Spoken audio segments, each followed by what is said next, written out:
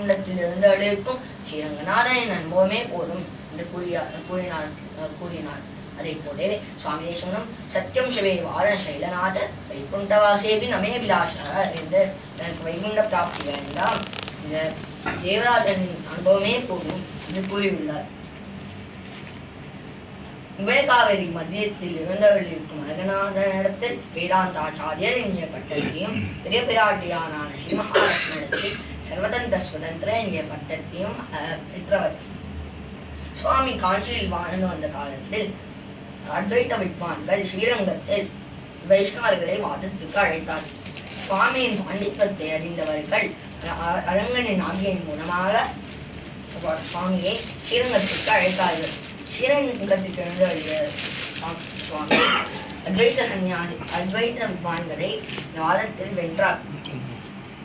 இவர் தர்சன ஸ்தாபனம் செய்ததால் பகவான் இவருக்கு வேதாந்தாச்சாரியா என்கிற பட்டத்தையும் மாலை பிரசாதங்களும் அளித்து ஸ்ரீரங்கத்திலே வாழும்படி நியமித்தார்.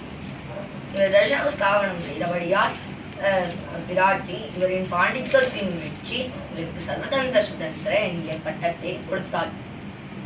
வால்மீகி ராமாயணத்தில் ராமர் பட்டாபிஷேகத்திற்கு பிறகு ராமன் ஹனுமானுக்கு ஒரு பரிசை அளித்தான். சீதையும் ஒரு ஹாரத்தை அளித்தார்.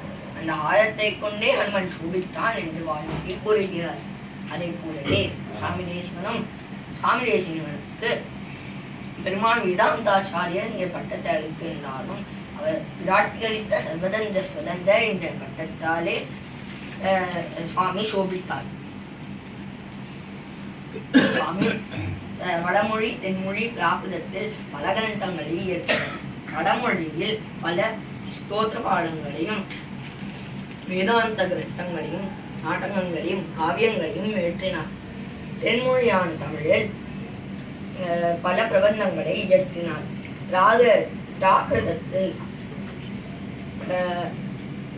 அக்ஷர சதகத்தை இயற்றினார். மும்மணி கோவிலில் பல நூல்களை இயற்றினார்.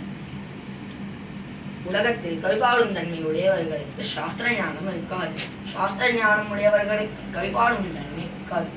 ஆனால் சுவாமிக்கு சாஸ்திர ஞானமும் இருந்தது, கவிபாடும் தன்மையும் இருந்தது.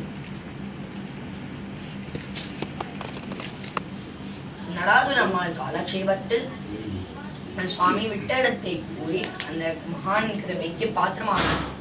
விளையும் பயிர்